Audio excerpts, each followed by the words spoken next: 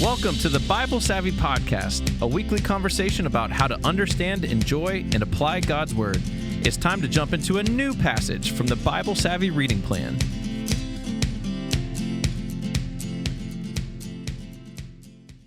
Hey everybody, I'm here with Pastor David and Pastor Courtney. We are digging into a passage, but before that, David has a question for us. Here it is, guys. Would you rather eat anything you want and it be perfect nutrition, or sleep 1 hour per day and be perfectly rested? Easy. What are you doing? Eat anything I want. Perfect nutrition. That'd be amazing. Yeah. I love to eat. I love food. It's such a hard question. I also love to sleep, so I want more than 1 hour. Well, but would you love to, if you're like, I totally am rested, would you feel that like, oh, I love to sleep in? Because some of that comes from being tired, or you know what I mean? Yeah, Like, except, here's the thing, like 23 hours, that gives you 23 hours of like doing. Yeah. Like sometimes it is really nice to be like, I need to go to bed. I can't clean the mudroom right now. But you could if you had 23 hours. If I only had to sleep. So really, it's out of pure laziness that I choose. It would eat whatever I want. Would the people around me also get to sleep 1 hour and not? Right? Like, because otherwise that's I'm a good spending caveat, 7 hours alone. By yourself. Which, So all it's right, 3 that might a.m. be and my selling Clayton's point. just like Say. scrubbing the bathroom. Yeah, That's not what I'd be doing. That's the thing. It'd just be dumb. You'd be reading another book, or you could food. take on some new hobbies for sure. Yeah. That's true. That's true. I don't know. I think I would enjoy the food more consistently. That's probably true. Yep. So, what about you? I think this is the first time we all agree, but I would take the food. Yeah. I mentioned on the podcast that I had a physical back in the fall that they said you need to change how you're eating. So now I have to read everything that I'm eating and evaluate everything through that lens. And sometimes it's just annoying to go and be like, I just want, it's right there. I could eat that thing right there, but I'm like, but it's not good. And it would save a lot of time for me personally. Of like, I got to go to the grocery store. I got to buy this thing or that thing or whatever. And so just being like, whatever's in the fridge I'm eating, or whatever is available. Now, here's a question though. Would you just eat whatever? Or would you select the things? Because to be honest with you, like that's why my husband says, like, I'm not picky in that I like a wide variety of foods and flavors, and I'm not afraid to like try new things. But I am picky because I like high quality. Like I like things that are good and quality. So I probably wouldn't be the person who would be like, oh, whatever, I'll just eat that because it's there. I'd be like, no, let's go out and get the good ice cream and the good, all of those things.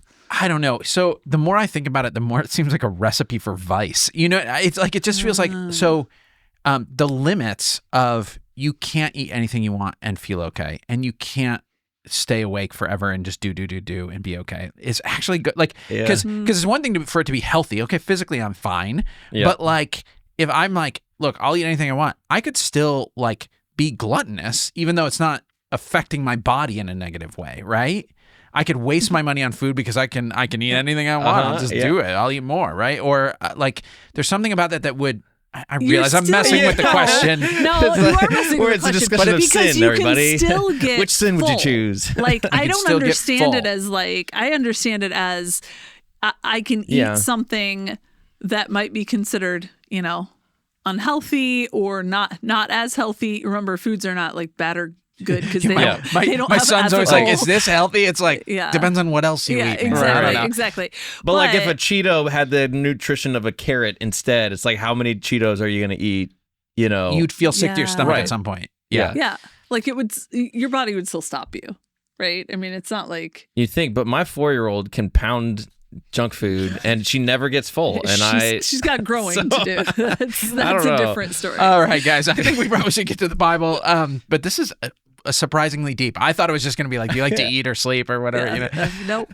All right, we are in the book of Leviticus one more week here, and a little context for this, okay? Just a reminder, go and watch the Bible Project video about Leviticus. Sometimes after you've read through a book most of the way, going back and actually watching that overview clicks a lot more things, so it's worth doing again.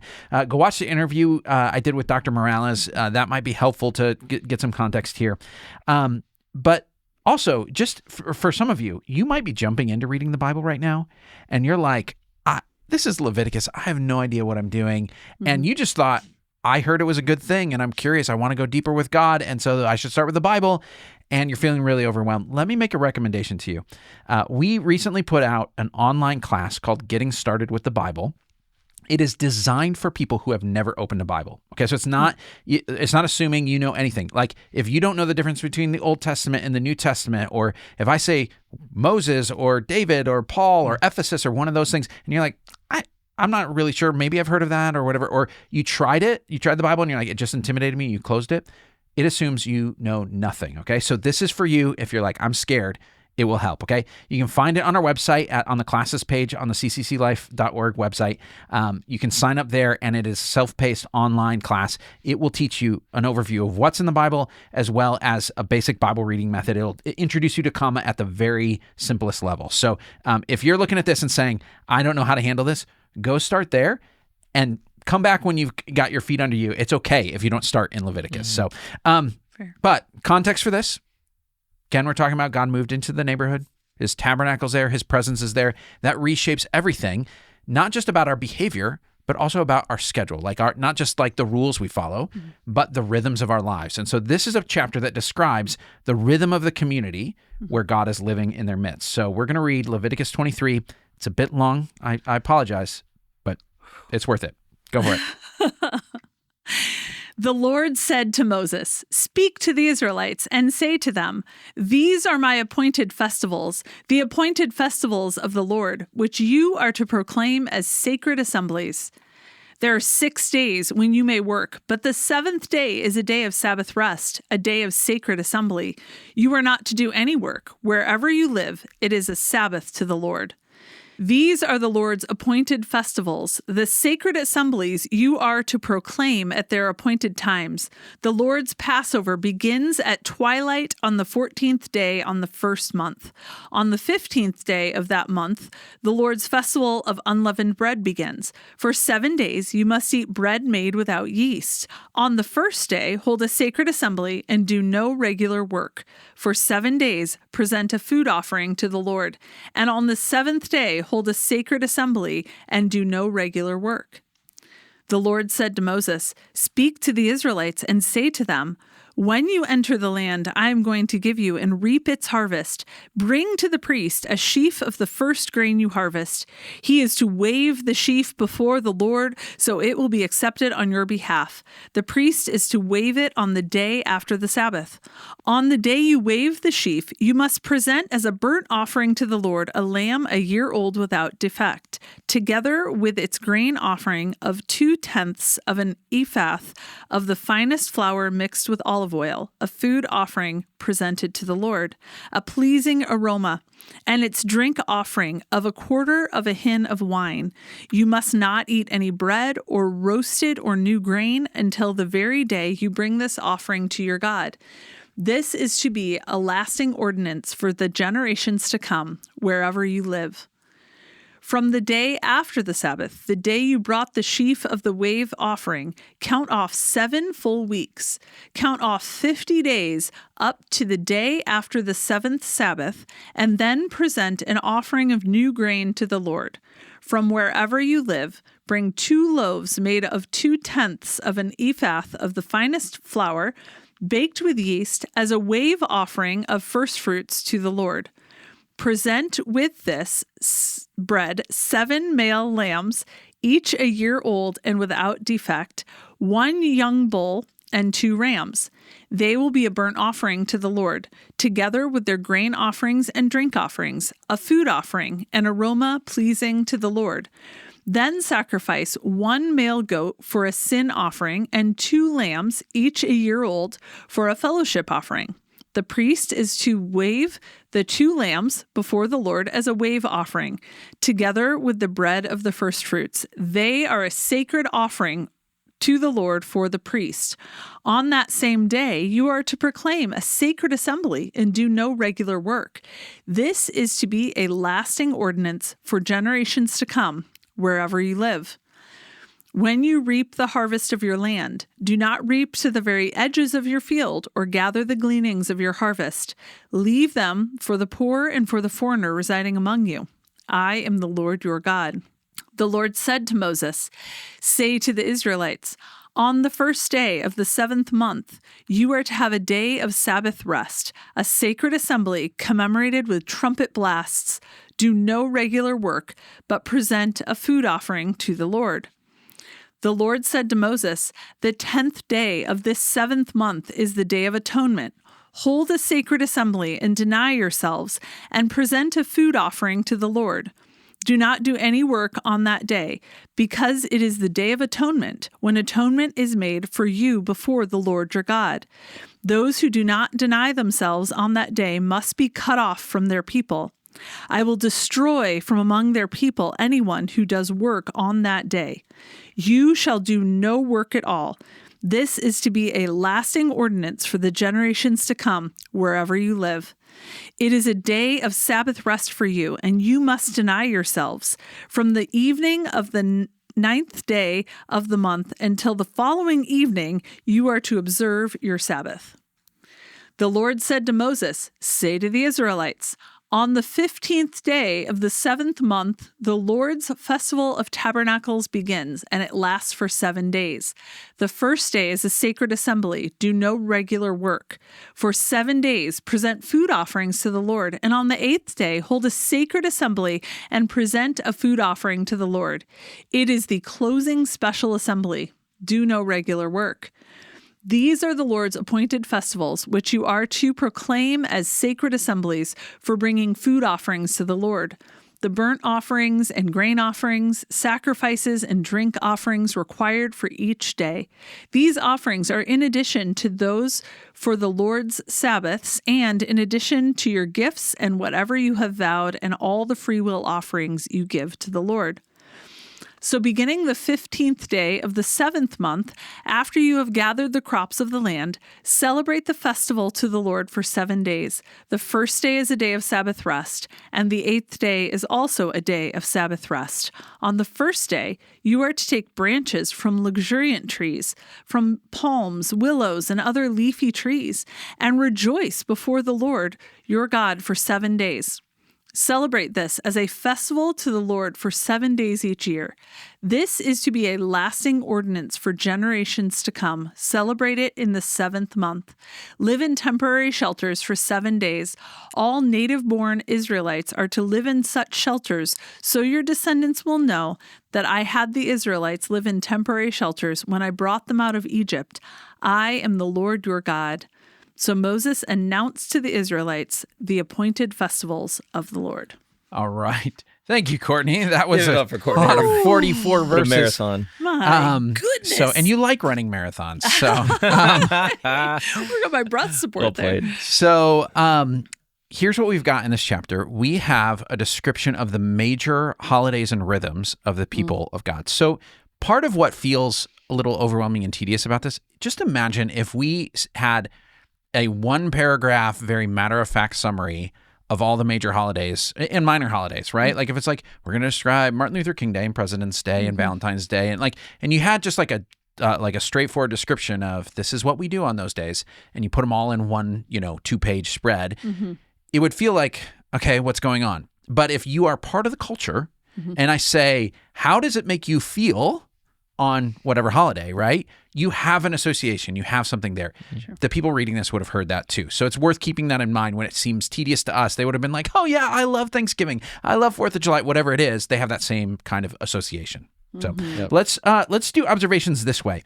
I found it really helpful to read this with the headings. Okay, we didn't read them out loud, but seeing the headings in the Bible made a block of text start to make sense because it has the heading with the title of the festival or the holiday or whatever right there. So let's do observations. I'll move us through the different sections here, and we'll share what we think about each of those, okay?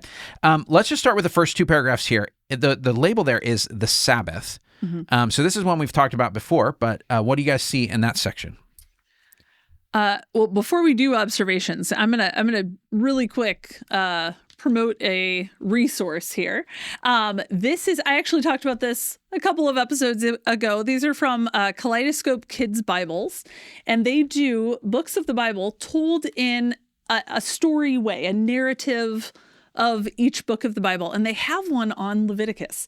And I read this, and then I read whatever portion of Leviticus we're reading, and it's really helpful. It really frames it out in simple language and gives more of the context. It's written so that you could read it to a child, maybe at bedtime or something like that.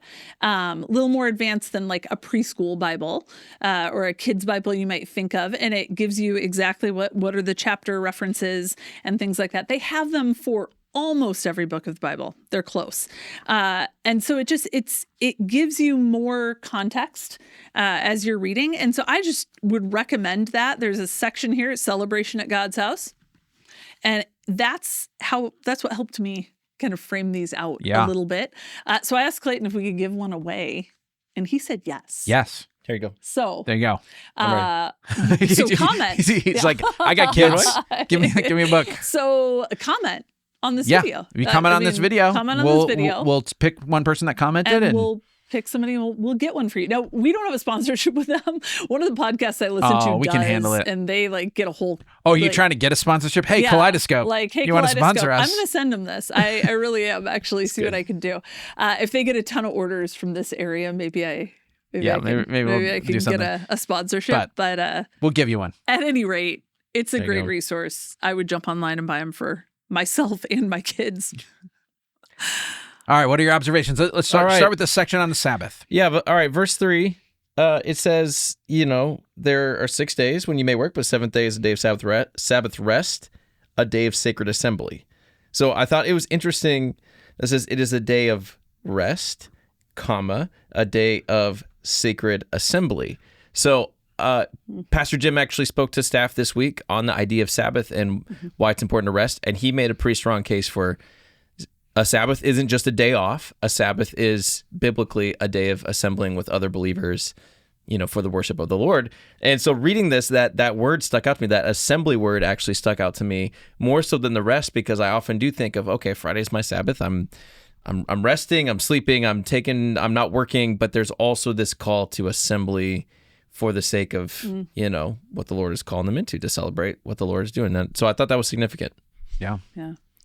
I thought it was just significant that it would be in this section called the appointed festivals. We're talking about all of these ways of celebrating and remembering and, story, gratitude are all things that are going to come up as we talk. And God said, hey, also rest. Yeah. That's significant that would be in this section. Also, just the idea there's 6 days that you can work, but the 7th day is a day of Sabbath rest. I think sometimes it's hard to do that. It shows trust in God to be able to take a Sabbath and to rest for a day. Yeah, it's interesting. The fact that it's included with the festivals. If I just said to someone, what if you could have a holiday every week? Yeah. Like, it seems like the sort of thing a kid would say, and like, what are we going to always have a holiday every week? And it's like, no, God was like, no, I built that into the world. Yep. Like from the beginning. We were always intended to have holidays every week. It's a pretty cool gift. Yeah. And there's also the recognition, even though it's emphasizing the fact that you stop working, 6 days of work is plenty of work. We're made to work as well. There's nothing wrong with that. That is a good part of this also.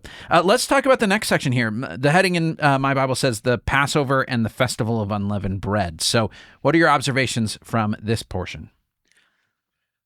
I just think for a new Bible reader, this might not be painfully obvious, but God is sort of like drawing attention to it and saying, hey, remember this moment in Egypt when you were in slavery. So back in Exodus, we read this, we talked about this in recent podcasts, but there was a moment where there was slavery and then freedom came. And how did freedom come? The night of the Passover, when the firstborn were going to be killed, but the blood of the lamb on your doorpost would protect you, and death would pass over your house and you would be free the next day. I get emotional every time I think about that moment, And the fact that God said, hey, we're gonna pause and we're gonna remember the Passover every single year, and all the connections to Jesus and the New Testament. I grew up in church and no one made it painfully obvious to me, so I always think about the new Christian or the new Bible reader. Totally. And I'm thinking, like, let's make this painfully obvious what God is doing here, because the Passover feels very much like biblical language, but there's a unique, just, I don't know, blaring neon sign pointing to Jesus as they celebrate the Passover here. Yeah. Even just knowing what time of the year this happens. So, you're not going to know, like, the 14th day of the first month. When is that? Well, that's like March and April. So if you've ever wondered, like, why do we have Easter when we do? It's because Jesus died on Passover. Like, he was there in Jerusalem to celebrate the Passover. He was obeying this passage of scripture. Yeah. And that's when they arrested and crucified him. So good. And so if you're thinking, what does this have to do with me? Well, we literally have a holiday on that holiday because Jesus fulfilled it on that day. Yeah. Yeah. The other festival there, the Festival of Unleavened Bread, talking about for 7 days you must eat bread made without yeast, is kind of the observation there. And there's, I think, a couple things there, but one thing that I noticed, and again, probably because I wrote a lesson that included it back in Matthew for the Epic kids, is the idea of yeast being something that, represents sin, or, that would be a sinless sacrifice to have bread without yeast. Yeah. There's a purity to that. It represents it being untainted in that way. And yet they ate bread with yeast all the time. So it wasn't technically symbol. It's the symbol of it. But there's also the fact that they had to leave in a rush was like another part of that, right? So you don't have time to like knead the bread and let the dough rise and whatever. Like, you just got to make what you can so that you can eat. They were like, eat with your shoes on, you're about to leave. And I actually think doing that is meant to bring you, like, each celebration of the Passover back into that moment of, like, what would it be like to be there, It's more than just memory, it's reenactment, It's like, you're eating this rushed, we're eating a bag lunch and we're going to go and I got to wear my coat. Like, why is mom saying get in the car? Like, it's that feeling, Oh, yeah, that's cool.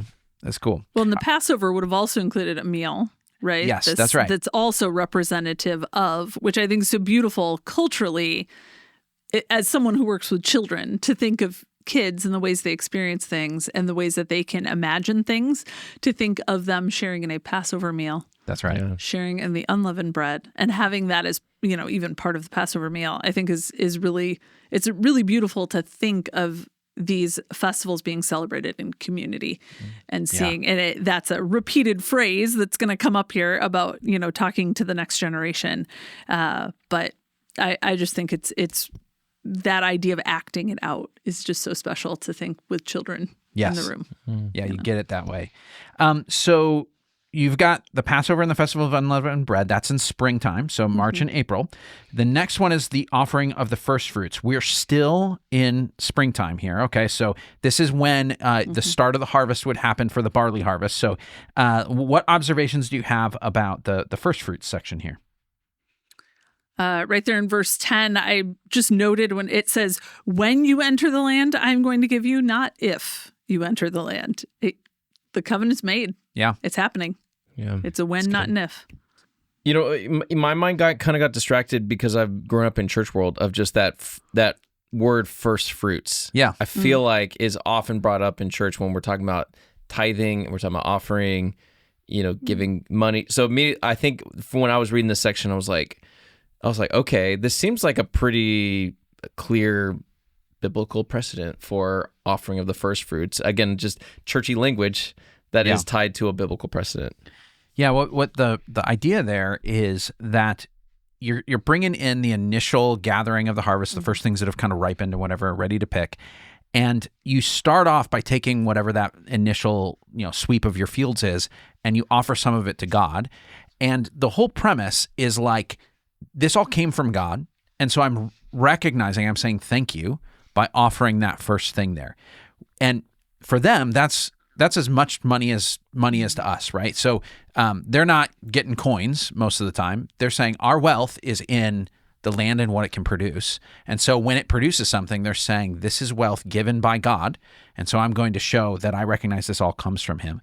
Yeah. I when I was reading this, I had this image of, so when we have family meals at my mom's house, it is always a practice of my siblings and I, even now that we're old people, to sneak into the kitchen and try and grab some food before dinner starts. Some of it is a little bit of a game to see if we can, get away with it before mom catches us. And you try to blame the other, like get my sister in trouble, like she took something, But mom's always like, no, wait for dinner, right?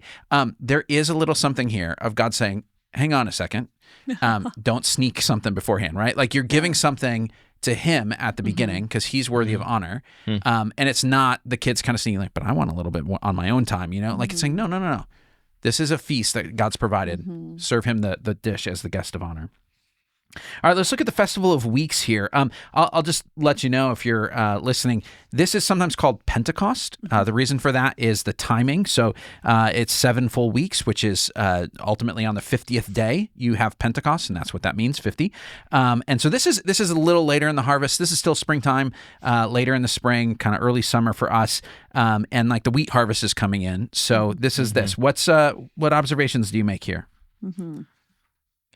So mine's verse 22. It kind of referenced to last week when we talked about Leviticus 19, but it says, when you reap the harvest of your land, do not reap to the very edges of your field or gather the gleanings of your harvest. Leave them for the poor and for the foreigner residing among you. I'm the Lord your God. So just not a repeated from this passage, but a repeated from just a couple chapters before of God's doubling down again, saying, listen, that's not yours. That's for them. Be generous.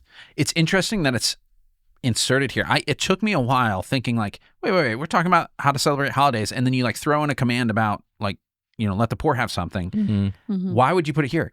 Well, it dawned on me, it's like, oh, this is the time when you're gathering in the harvest, and so if you're saying we're provided for, you can't then say, but they weren't, it's like that God also provided for them, not just for you, but through you provided for the people around you. It's beautiful. Yep. That line that I kind of referred to comes up here. It's actually the second time in this passage it comes up, but in verse 21, this is to be a lasting ordinance for the generations to come wherever you live. And just that repeating phrase is incredible to me. Just the idea that again, this is to pass it on. This is a storytelling a storytelling culture. And so to be able to just continually pass these things on for the generations to come wherever you live, and to know that does continue, that there are generations to come that still celebrate this way and remember it and understand it and celebrate it. That's incredible. Yeah. Just for making the connections for those who, like you said, this might be the first pass through the Bible, you're new to church stuff. You've probably heard the word Pentecost before if you just kind of been listening to things that, are said around churches. Pentecost, this celebration that Israel would celebrate, continued to be celebrated in Jesus' day, so they celebrated it. And it's about 50 days after Passover, which, like we said, is when Jesus was crucified and then rose from the dead. So 50 days after that, Jesus' followers, who are Jews, are celebrating Pentecost because it's a normal holiday in their culture. And it's on that day that God gives the gifts of the Holy Spirit to the first followers of Jesus. And so we celebrate as Christians on Pentecost the fact that God gave the Holy Spirit.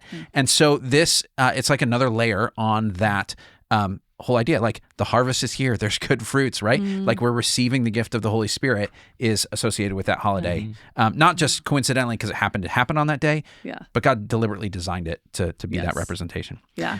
All right, let's talk about this little one, Festival of Trumpets. Okay, just so you know, we're moving into the fall. Okay, so the first 3 that we read about are all in the springtime, late springtime. This is now, we're getting to probably September on our calendar. So Festival of Trumpets, what do you think about that?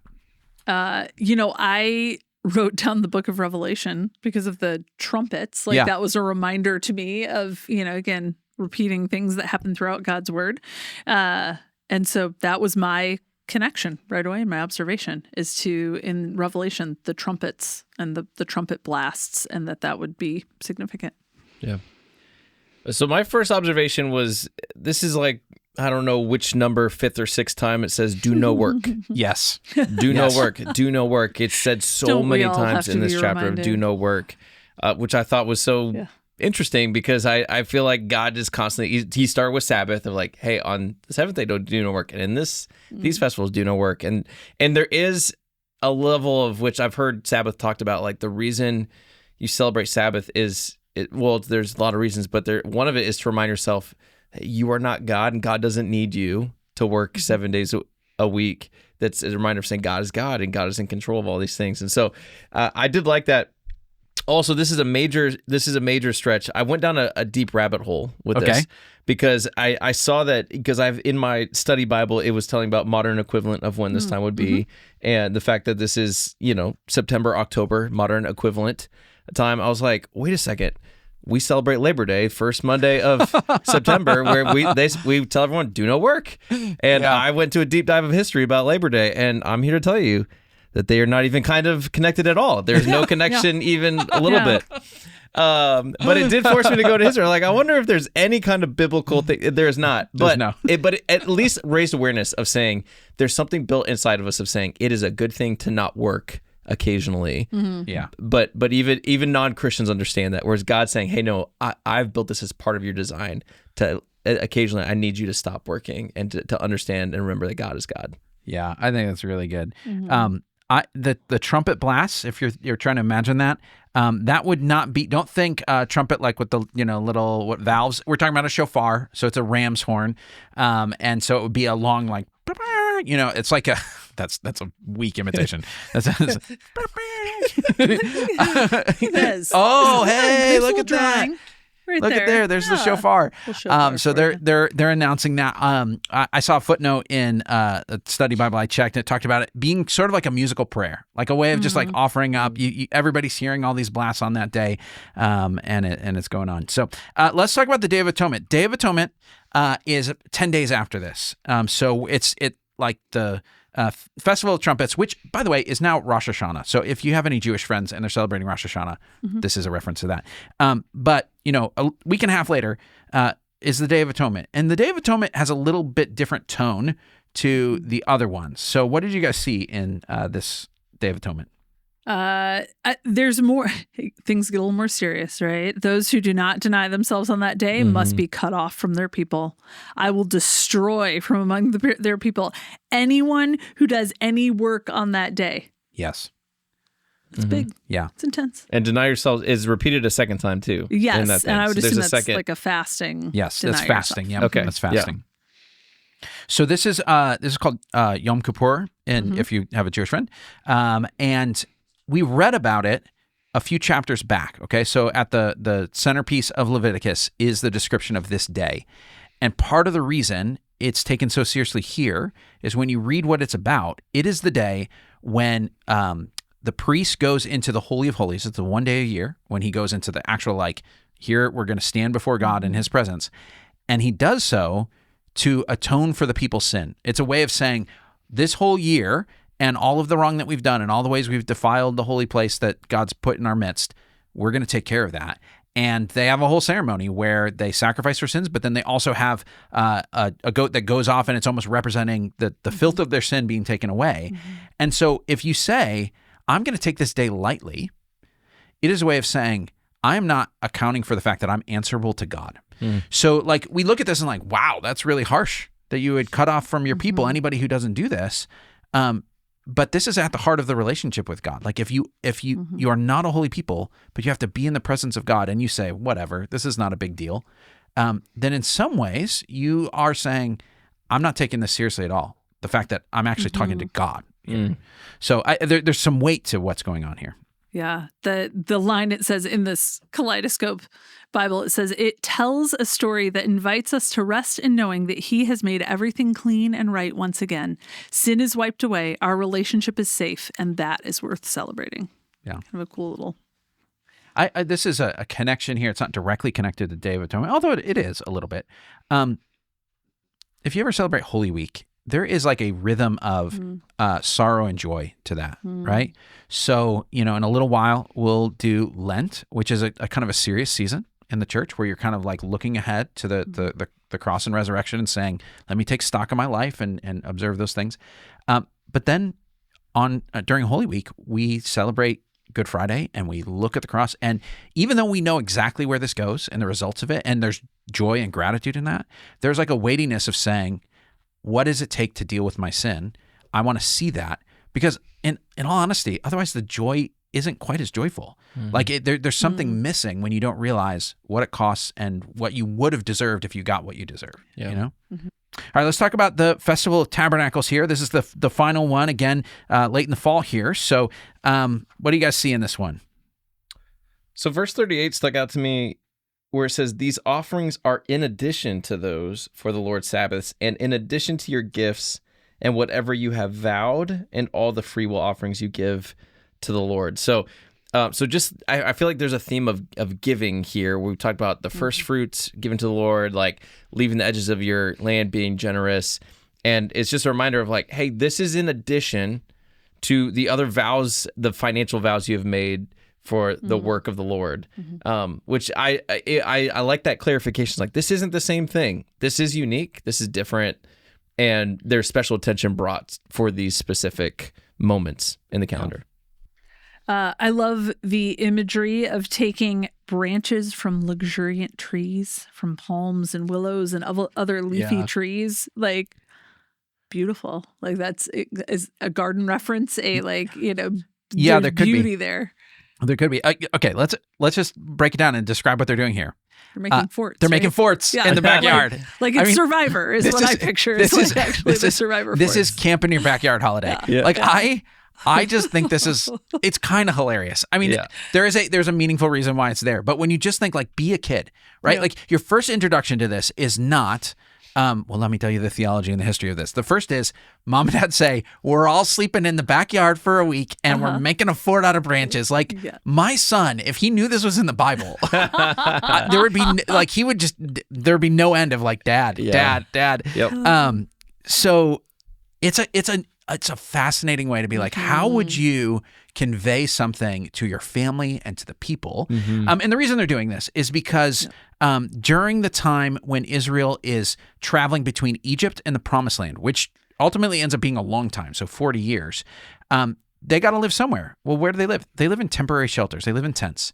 And so this is a way of saying, even though one day you're going to live in a house, one day you're going to have land and you're not going to have to move from it, don't forget that this is really your status, right? Like you're people who otherwise wouldn't have a home. You're people who had to travel. You're pilgrims on the way. There's something about feeling it, not just being like, oh yeah, you're right. What if I didn't have a house? It's like, no. What if you really did have to live outside like your ancestors did? There's something cool about that. Yeah. There's like you kind of alluded to this earlier, Courtney, but just the engagement of senses and even just with the kids of saying like, taste this food. And when you eat this food, it reminds you of this thing, or sleeping outside, like you're sleeping on the rocks and you're feeling the cool winter air or whatever, although it probably wasn't very cold in this area. Yeah, we'll talk about it. All right. Well, either way, it's sometimes I think we can think of worship as so one dimensional. Like I come and I sing a song and that's worship. And it's like, wait, there's something, even in communion is built in this engagement of the senses in the remembering of what God has done that I think is really cool. Yeah. Yeah. On the weather thing though, there are places in Israel that get cold at night. So certain seasons, that's not good. But again, you're talking here in Sinai, they're not, I don't think they're getting cold. So getting too cold. All right, let's step back and get a message from this. Okay. So if you were going to sum up a principle from this, what would your principle be about all these festivals? My message was God values rhythms of intentional, tangible rest and remembrance.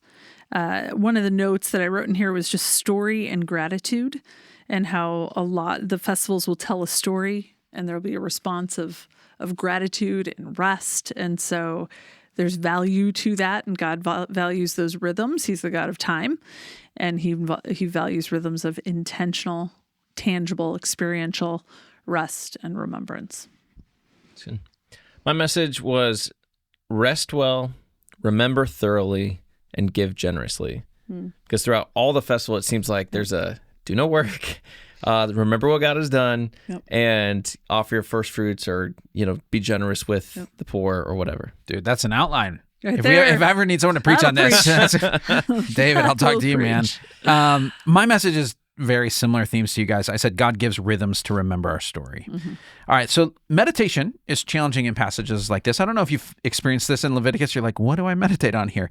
I'm gonna use the imagination approach on this one. Pick a festival. And I want you to imagine, we've kind of been talking a little bit like this.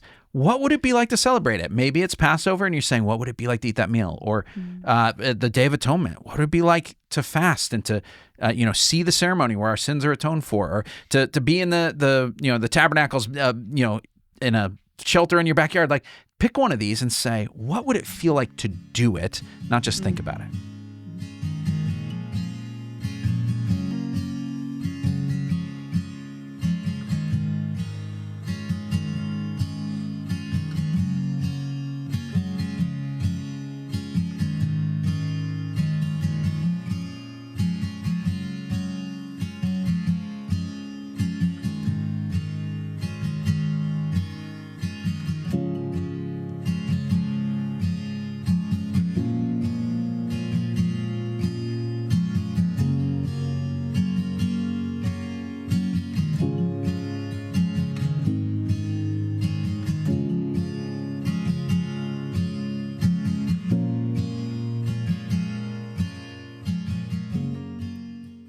All right, let's talk about the A in common. Let's talk about application. What do you do in response to this? My message was that God values rhythms of intentional, tangible rest and remembrance, something that we used to do when my kids were little. And I realized as I read this, we have gotten away from it as they've gotten older and busier. And to be honest, 3 of them don't live in my house at the moment most of the time. But we used to do Sunday night remember and celebrate dinners where we would sit together and talk about things. What did we want to remember and celebrate? That moved into, as they got a little bit older, we used to do it on New Year's Eve. We would actually sit down and with a stack of thank you cards, and we would think through everyone that year who had especially blessed us in some way as a family. And we would write thank you cards to them, and everyone would write on them. We'd pass them around. Everyone would write on the card, and we would send it or give it to that family or that person who had blessed us. And it was always fun because they think you've forgotten, or sometimes they've even forgotten, what they did. But it was significant to then give it to them.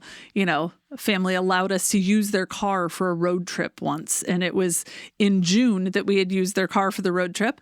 We give them a card in January and say, hey, as we reflected on our last year, we remembered you in the ways that you had showed us kindness. And so here's from all of my kids, little notes, handwritten, parts of the card. And people were just, it was just a blessing for them to receive. And so it was just a reminder to me to go back to some of those rhythms. Like, where do I take that time with my kids to tell the stories of God's faithfulness, what he has done? That's a theme throughout, the Pentateuch, really, where that's how it gets passed from generation to generation.